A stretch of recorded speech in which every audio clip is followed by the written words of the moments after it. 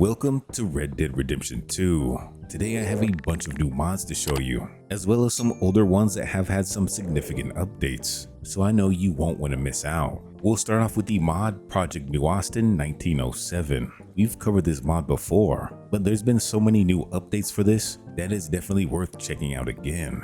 Project New Austin is a mod that brings back those classic RDR1 locations. These locations now have added details to match the upgrades that RDR2 has, and now these once empty locations are now full of life. Every location that's affected by this mod has unique peds now, all with their own dynamic schedules. Interiors have been improved upon, and even some hidden secrets you may be able to find. And the cherry on top, this mod was made in a way to not cause any spawn issues, so your immersion won't be broken. And now once you visit Armadillo, you'll notice that the town is all cleaned up now. This once disease-ridden town is now disease-free and full of healthy NPCs. You'll see townfolks now just going about their day, adhering to their new schedule, and there's even been some additions such as a newspaper vendor, a fully working law system, and even a theater now, which is honestly pretty cool. If you decide to take a trip over to Blackwater, you'll see that the Morningstar Ferry has been fully remastered. You'll even be able to explore the boat yourself. It has a whole new interior built from scratch, with a dude playing some tunes, various ambient NPCs, which includes a fully functioning saloon. You have some gambling mini games you can dive into, as well as a bunch of other small details you'll have to find for yourself. And speaking of boats, the Wreck of Serendipity has been remastered and enhanced as well. You'll now see different levels of decay throughout the ship, which is very cool to see. You'll be able to explore what's left inside, and now you'll even encounter the newly formed treasure hunter gang, which I've guessed they made this wreck their new home. So you first have to take them out if you want to take a look. The McFarland Ranch has been redone as well, so you'll see an all new barn, enhanced and looking spicy. The general store is back, which of course you can browse around in. They even have a nice ring around the rosy train going around. There's a foreman's office as well, which you can again browse around in, a working train station, and of course many other added small details for you to discover.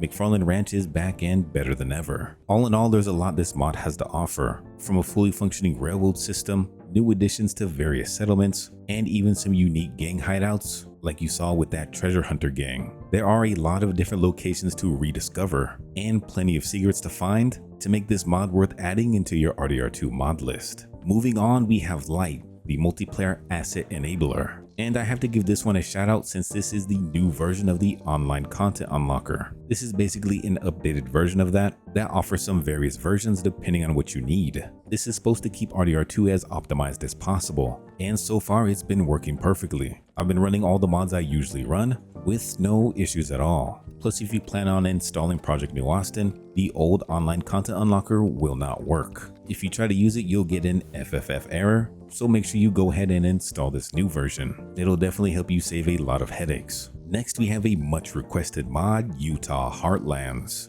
This is a mod that overhauls the entire Heartlands area. You'll bear witness to new rocks added, new grass textures, and even new soil. Even the foliage colors have been adjusted a bit, and honestly I gotta say this looks spectacular. The reddish brown rocks this mod adds with the new orange brown soil really just make everything kind of pop out. And myself originally coming from Colorado, man, this is bringing back some childhood memories. The Cumberland Forest is also affected by this, so you'll see some of the rocks, foliage, and soil changed here as well as the Dakota River area. This river is looking nice now. The Utah Heartlands mods adds a lot of great details, and I'm just glad y'all recommended this. This is another mod too good to pass up. Next, we have to talk about Bandit Hideouts again. This mod continues to get better and better with each update. Bandit Hideouts adds various hideouts for you to fight, well, bandits. And now there's actually 140 locations for you to do this. The map is littered with different locations where you can get into a gunfight at any time. You actually get money for clearing these hideouts, but that's not all this mod has to offer either. There are 50 points on the map where you can actually get ambushed. You'll be ambushed by a posse of bandits on horses, and they will hunt you down if you don't take them out first. You can hire up to 9 gunmen you can find in the saloon to help you clear out these bandits. And this mod even lets you turn those bandit hideouts into zombie hideouts instead if you wanted to. Bandit hideouts comes jam-packed with features, so if you need some in-game infinite replayability,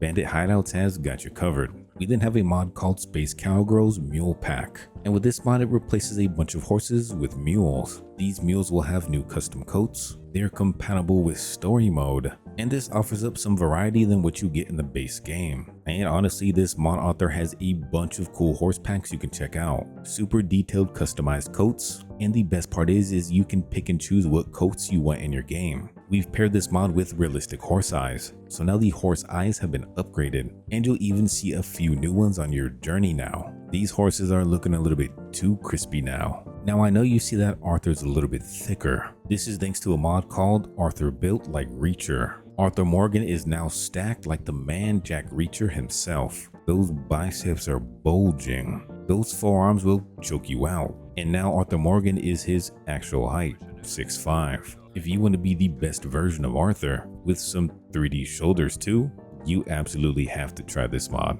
Now we have a nice new outfit for Arthur, as well as a few new weapons. We'll start off with the fit. The jacket is the Rick Grimes murder jacket, which gives you this stylish jacket from The Walking Dead. I'd say it fits quite well into the RDR2 universe. And then of course you need to pair this with the Rick Grimes sheriff hat. Now that you have the iconic coat as well as the hat, you are absolutely styling. Now we have a few new modern weapons. This first one is the AK-12. This brings a sleek new weapon into the game, replacing the carbine repeater. This weapon definitely has some great detail to it, and this even lets you use the scope attached on top. Now this weapon isn't fully automatic yet, but it seems like the mod author is working on it. Next we have the modern sidearm pack, and this mod changes 8 handguns to be more modern versions of themselves. So you have weapons such as the MAC-10, the Scorpion, you have the Stechkin APS, which is probably conflicting with something else I have, the Walther PPK, we have the CZ75 and the H&K USP, and then the SIG and Tech 9. You'll see that in the weapon menu itself, they have custom icons for the HUD.